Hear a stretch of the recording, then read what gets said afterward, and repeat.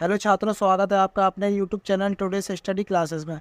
छात्रों, आज हम 8 ग्रेड अभ्यास पुस्तिका कक्षा 7 विषय हिंदी का पाठ 15 करेंगे, जिसका नाम है छोटा जादूगर। तो चलिए छात्रों, इस अध्याय के प्रश्नोत्तर करते हैं। बहुविकल्पीय प्रश्न। प्रश्न नंबर 1, मेरा नाम छोटा जादूगर है। सहावा वाक्य में रेखांकित शब्द में विशेषण है। पहला है गुणवाचक, दूसरा है संख्यावाचक, तीसरा है परिमाणवाचक, चौथा है सर्वनामिक वाचक। छात्रों, इसका सही उत्तर होगा गुणवाचक, यानी ऑप्शन नंबर ए। ठीक है। प्रश्न नंबर 2, 1 रुपये का सिक्का पाने पर जादूगर पहला है दुखी हो गया, दूसरा है मचल गया, तीसरा है खुश हो गया, चौथा है मान गया। छात्रों, इसका सही उत्तर होगा ऑप्शन नंबर सी, खुश हो गया।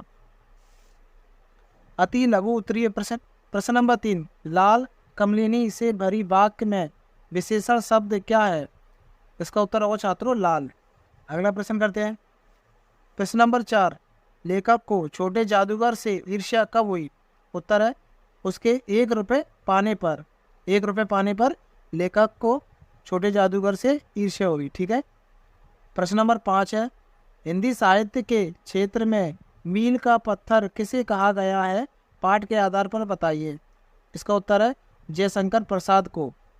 प्रश्न नंबर 6, गया करके चला नमस्कार वह वाक्य को सही पद क्रम में लिखिए। उत्तर है वह नमस्कार करके चला गया। अब करेंगे छात्रों हम लघु उत्तरीय। प्रश्न नंबर 7, छोटे जादूगर की भांति यदि आपको 100 रुपये इनाम में मिल जाए तो आप क्या करेंगे? उत्तर है छोटे जादूगर की भांति यदि मुझे 100 रुपये मिले होते तो मैं उनसे अपनी पढ़ाई का सामान खरीदता। प्रश्न नंबर 8 है, छोटे जादूगर की तरह यदि आप जादूगर होते तो क्या क्या खेल दिखाते? इसका उत्तर है छात्रों छोटे जादूगर की तरह यदि मैं जादूगर होता तो मैं लोगों को विज्ञान व गणित के जादू दिखाता।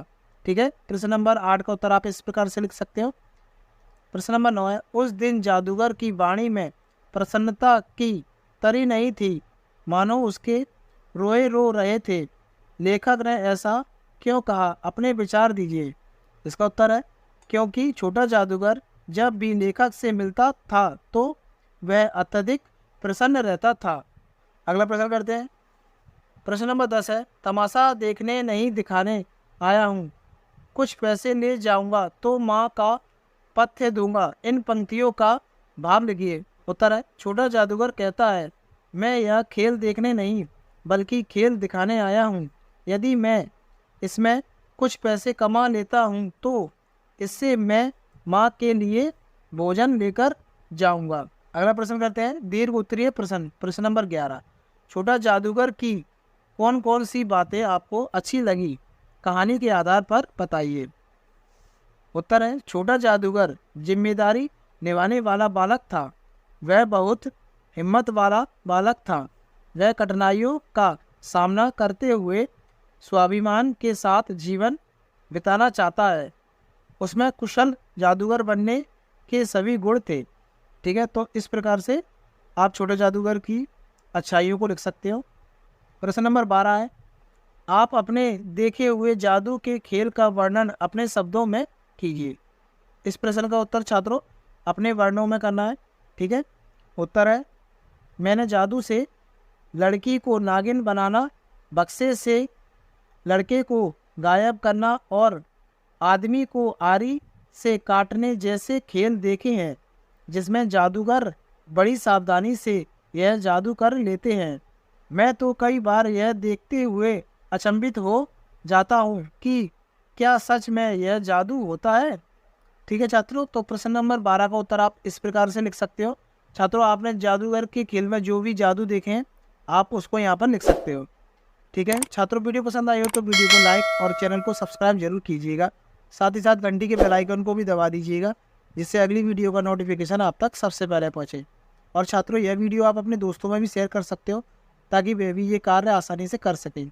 छात्रों, आज हम 8 ग्रेड अभ्यास पुस्तिका कक्षा 7 विषय हिंदी का पाठ 16 करेंगे, जिसका नाम है नरवदी।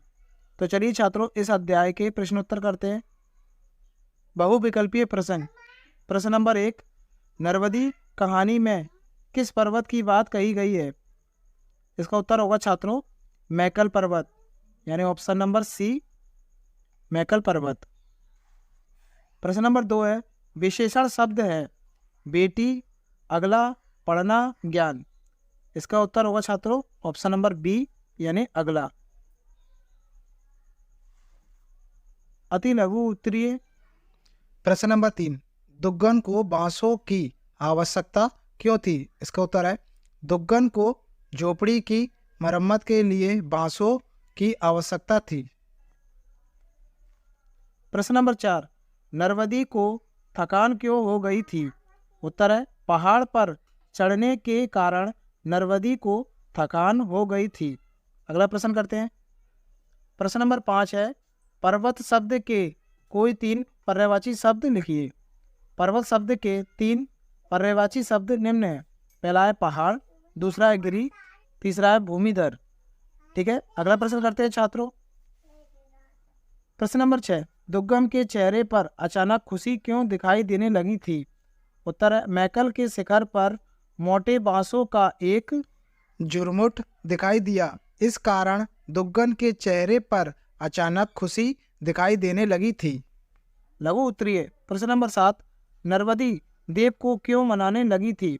उत्तर है वह अपने बाबा के प्राणों की रक्षा के लिए देव को मनाने लगी। अगला प्रश्न करते हैं।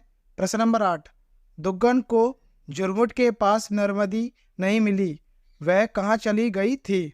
इसका उत्तर है दुग्गन को झुरमुट के पास नर्मदी नहीं मिली क्योंकि वह झरना बन गई थी। प्रश्न नंबर 9, आवट प्रत्यय जोड़कर 4 शब्द लिखिए। उत्तर है लिखावट, दूसरा है बनावट, तीसरा है थकावट। छात्रों यहाँ पर आप और भी आवट प्रत्यय जोड़कर और भी शब्द बना सकते हो। अगला प्रश्न करते हैं। प्रश्न नंबर 10, सूरज तमतमाया हुआ था, वाक्य में सूरज के तमतमाने का क्या अर्थ है? इसका उत्तर है इस वाक्य में तमतमाने का अर्थ अत्यधिक गर्म होना है। अगला प्रश्न करते हैं। दीर्घ उत्तरीय प्रश्न करेंगे। प्रश्न नंबर 11, दुग्गन जब लौटकर झुरमुट के पास पहुंचा उसके बाद क्या हुआ? अपने शब्दों में लिखिए। छात्रों इसका उत्तर हमने अपने शब्दों में लिखा है। ठीक है, इसका उत्तर है दुग्गन जब हाँफता हुआ झुरमुट के पास पहुंचा तो नरवदी को वहां न पाकर चिंतित हुआ। वह नरवदी को वहां जोर जोर से पुकारने लगा, लेकिन उसको नरवदी नहीं दिखाई दी क्योंकि वह झरने में परिवर्तित हो गई थी। ठीक है छात्रों, तो प्रश्न नंबर 11 का उत्तर आप इस प्रकार से लिख सकते हो। अगला प्रश्न करते हैं। प्रश्न नंबर 12 है पहाड़ या जंगल की यात्रा का वर्णन अपने शब्दों में कीजिए। उत्तर है एक बार जब हम घने जंगल की यात्रा करने जा रहे थे तो हमने जंगल में तरह तरह के पेड़ पौधे देखे। हमने बहुत से जानवर देखे। उस जंगल में हमें कई जानवर दिखाई दिए जिन्हें हमने पहली बार देखा था। वहाँ पर हमने मनोरंजन के लिए कुछ खेल भी खेले। वहाँ हमें बहुत अच्छा लगा और शाम होते ही हम जंगल से घर वापस आ गए। ठीक है छात्रों, तो प्रश्न नंबर 12 का उत्तर आप इस प्रकार से लिख सकते हो। छात्रों वीडियो पसंद आई हो तो वीडियो को लाइक और चैनल को सब्सक्राइब जरूर कीजिएगा। साथ ही साथ घंटी के बेल आइकन को भी दबा दीजिएगा जिससे अगली वीडियो का नोटिफिकेशन आप तक सबसे पहले पहुंचे। और छात्रों यह वीडियो आप अपने दोस्तों में भी शेयर कर सकते हो ताकि वह भी ये कार्य आसानी से कर सके। जैसे हिंदी का पार्ट 17 करेंगे जिसका नाम है और भी दूँ। चलिए छात्रों इसके प्रश्नोत्तर करते हैं। बहुविकल्पीय प्रश्न। प्रश्न नंबर 1, निम्नलिखित पंक्तियों में से अनुप्रास अलंकार की पंक्ति छांटकर लिखिए। पहला, थाल में लाऊं सजाकर भाल। दूसरा है तुझे कुछ और भी दूं। तीसरा है बांध दो कसकर कमर पर ढाल मेरी। और चौथा, द्वार घर आंगन क्षमा दो। छात्रों इसका सही उत्तर है ऑप्शन नंबर सी, बांध दो कसकर कमर पर ढाल मेरी। प्रश्न नंबर 2, कवि थाल में सजाकर क्या ला रहा है? पहला है फूल, दूसरा है दिया, तीसरा है चंदन, चौथा है भाल। इसका सही उत्तर है ऑप्शन नंबर डी, भाल। अति लघु उत्तरीय। प्रश्न नंबर 3, कवि तलवार को मांझने की बात क्यों कर रहा है? उत्तर है, कवि तलवार को मांझने की बात मातृभूमि की रक्षा के लिए कर रहा है। प्रश्न नंबर 4 है, कवि शीश पर कौन सी छाया चाहता है? उत्तर है, कवि शीश पर आशीष का छाया चाहता है। अगला प्रश्न करते हैं। प्रश्न नंबर 5, पृथ्वी शब्द के 2 पर्यायवाची शब्द लिखिए। उत्तर है, पृथ्वी शब्द के 2 पर्यायवाची, पहला है धरा, दूसरा है धरती। प्रश्न नंबर 6, कवि देश की धरती से क्या निवेदन कर रहा है? उत्तर है, कवि देश की धरती को अपना सर्वस्व समर्पण करने के लिए निवेदन कर रहा है। छात्रों, अब हम करेंगे लघु उत्तरीय प्रश्न। छात्रों, प्रश्न नंबर 7 करने से पहले हम आपको एक जानकारी देना चाहते हैं। एट ग्रेड अभ्यास पुस्तिका कक्षा 7 विषय गणित के सभी अध्याय हमने कंप्लीट कर लिए हैं। हमारे यूट्यूब चैनल की प्लेलिस्ट में वह सभी अध्याय डले हुए हैं, तो आप हमारे यूट्यूब चैनल की प्लेलिस्ट में से उन अध्यायों को भी कंप्लीट कर सकते हो। प्रश्न नंबर 7 करते हैं। कवि मोह का बंधन तोड़ने की बात क्यों कर रहा है? उत्तर है, कवि मोह का बंधन तोड़ने की बात इसलिए कर रहा है कि कहीं मोह के बंधन में फंसकर वह मातृभूमि की रक्षा के मार्ग से विचलित ना हो जाए। प्रश्न नंबर 8 करेंगे। नीड़ के तृण तृण से क्या आशय है? उत्तर है, कवि अपने घोंसला रूपी घर को सभी वस्तुओं को मातृभूमि के लिए समर्पित करना चाहता है। प्रश्न नंबर 9, रक्त का कण कण समर्पित पंक्ति से क्या आशय है? उत्तर है, कवि अपने लहू की हर एक बूंद को मातृभूमि की रक्षा के लिए समर्पित करना चाहता है। प्रश्न नंबर 10 करेंगे। अनुप्रास अलंकार को उदाहरण सहित समझाइए। उत्तर है, अनुप्रास अलंकार में एक वर्ण की आवृत्ति बार बार होती है।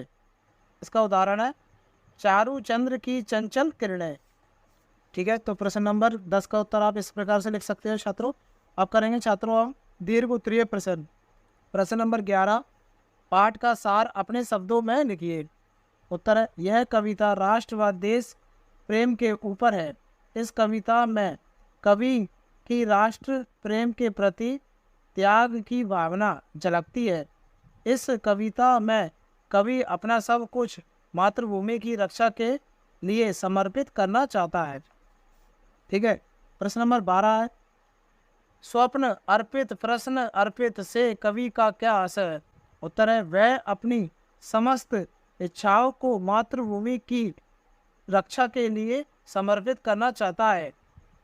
वह बिना किसी सवाल किए अपनी जीवन की क्रियाओं को मातृभूमि की रक्षा के लिए भेंट करना चाहता है। ठीक है छात्रों, तो पाठ 17 के प्रश्न उत्तर आप इस प्रकार से कर सकते हो। छात्रों, वीडियो पसंद आई हो तो वीडियो को लाइक और चैनल को सब्सक्राइब जरूर कीजिएगा। साथ ही साथ घंटी के बेल आइकन को भी दबा दीजिएगा, जिससे अगली वीडियो का नोटिफिकेशन आप तक सबसे पहले पहुंचे। हम एट ग्रेड अभ्यास पुस्तिका कक्षा 7 विषय हिंदी का पाठ 18 करेंगे, जिसका नाम है लोक माता अहिल्याबाई। चलिए छात्रों, इस अध्याय के प्रश्न उत्तर करते हैं। सबसे पहले दिया है छात्रों बहुविकल्पीय प्रश्न। प्रश्न नंबर 1, प्रशिक्षित शब्द में उपसर्ग है। उपसर्ग वे शब्द होते हैं जो किसी शब्द के पहले लगे होते हैं। जैसे कि छात्रों इसमें आप देख सकते हो प्रशिक्षित, तो इसका उत्तर होगा प्र। ऑप्शन नंबर ए प्र इसमें उपसर्ग है। ठीक है। प्रश्न नंबर 2, अहिल्याबाई की वीरता की सभी बहुत प्रशंसा करते थे। वाक्य में रेखांकित का विलोम होगा। प्रशंसा करने का हमें विलोम शब्द बताना है। पहला है बुरी बुरी प्रशंसा करना, दूसरा है निंदा करना, तीसरा है विचलित करना, चौथा है सिर टेकना। इसका सही उत्तर होगा निंदा करना। ऑप्शन नंबर बी निंदा करना। अब करेंगे हम छात्रों अति लघु उत्तरीय। प्रश्न नंबर 3, रानी अहिल्याबाई ने धर्मशालाएं क्यों बनवाई थी? उत्तर है, रानी अहिल्याबाई ने धर्मशालाएं यात्रियों के सुविधा हेतु बनवाई थी। अगला प्रश्न करते हैं। प्रश्न नंबर 4 है, अहिल्याबाई के सामने बड़े बड़े दिग्गजों के छक्के छूट जाते थे। वाक्य में रेखांकित मुहावरे का अर्थ लिखिए। यहाँ पर हमें छक्के छूट जाने का अर्थ बताना है। ठीक है, छक्के छूट जाने का अर्थ होता है भयभीत हो जाना। अगला प्रश्न करते हैं। प्रश्न नंबर 5, जन कल्याण हेतु अहिल्याबाई ने कौन सा व्रत लिया? उत्तर है जन कल्याण हेतु अहिल्याबाई ने होलकर राज्य की सेवा का व्रत लिया। प्रश्न नंबर 6, रानी अहिल्याबाई की सभी बुरी बुरी प्रशंसा करते थे। वाक्य में रेखांकित शब्द का अर्थ लिखिए। उत्तर है बुरी बुरी प्रशंसा करना मुहावरे का अर्थ है सबसे अधिक प्रशंसा करना। ठीक है, अब करेंगे हम लघु उत्तरीय। प्रश्न नंबर 7, पाठ के आधार पर रानी अहिल्याबाई के चरित्र की 3 विशेषताएं लिखिए।